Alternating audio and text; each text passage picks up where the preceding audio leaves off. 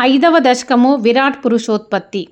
వ్యక్తావ్యక్తమిదం న కించిదభవత్ ప్రాక్ప్రాకృత ప్రక్షయే మాయాయాం గుణసామ్యరుద్ధ వికృతౌ త్వయ్యాగతాయాం లయం నో మృత్యుశ్చ తదామృతం చ సమభూత్ నాన్హో నరాత్రే స్థితిః తత్రైకస్త్వమశిష్యథా కిల పరానంద ప్రకాశాత్మనా.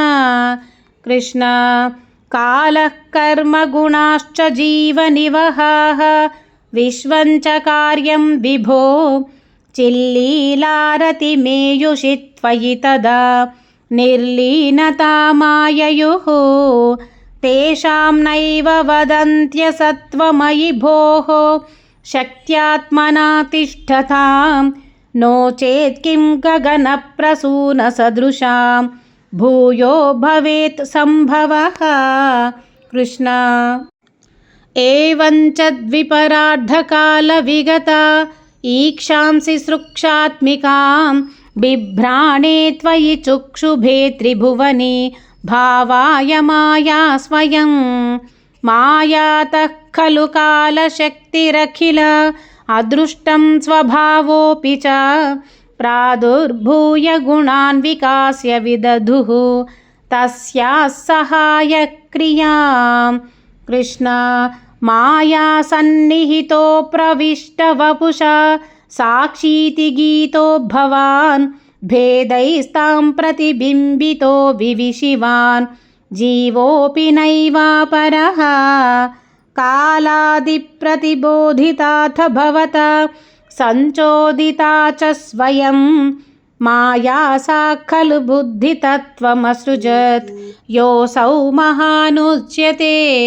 కృష్ణ తత్రాసౌ త్రిగుణాత్మకోऽపి చ మహాన్ సత్వప్రధానः స్వయం జీవేస్మిన్ ఖలు నిర్వికల్పమహమితి ఉద్బోధనిష్పాదకః చక్రేస్మిన్ సవికల్పబోధకమహం తత్వం మహాన్ ఖల్వసౌ సంపుష్టం త్రిగుణైస్తమోతి బహుళం విష్ణో భవత్ప్రేరణాత్.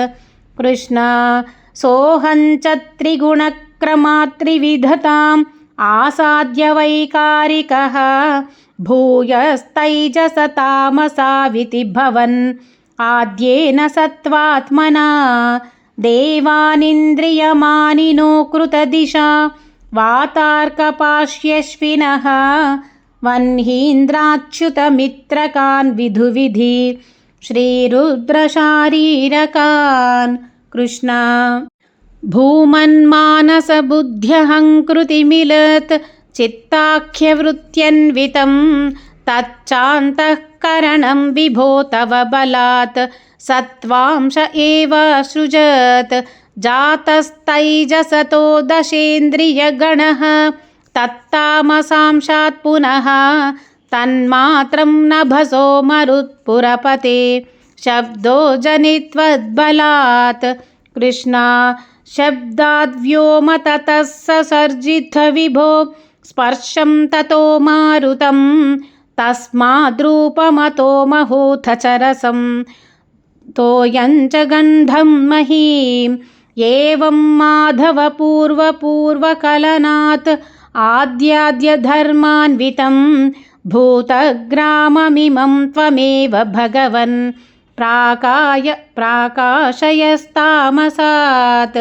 కృష్ణ ఏతే భూతగణాస్తథేంద్రియగణాః దేవాశ్చ జాతాః పృథక్ నోషే కుర్భువనాండనిర్మితివిధౌ దేవైరమీభిస్తదా త్వం నానావిధసూక్తిభిర్నుతగుణః తత్వాన్యమూన్యా విశన్ చేష్టాశక్తిముదీర్యతాని ఘటయన్ హైరణ్యమండం వ్యధాః. కృష్ణ అండం తత్ఖలు పూర్వసృష్టసలిలే తిష్టత్సహస్రం సమాః నిర్భిందన్న కృతాశ్చతుర్దశ జగత్ రూపం విరాడాహ్వయం సాహస్రైః करपादमूर्धनिवहैः निःशेषजीवात्मकः నిర్భాతోసి మరుత్పురాధిపసమాం త్రాయస్వ సర్వామయాత్. కృష్ణ. విరాట్ పురుషోత్పత్తి అను 5వ దశకము సమాప్తము.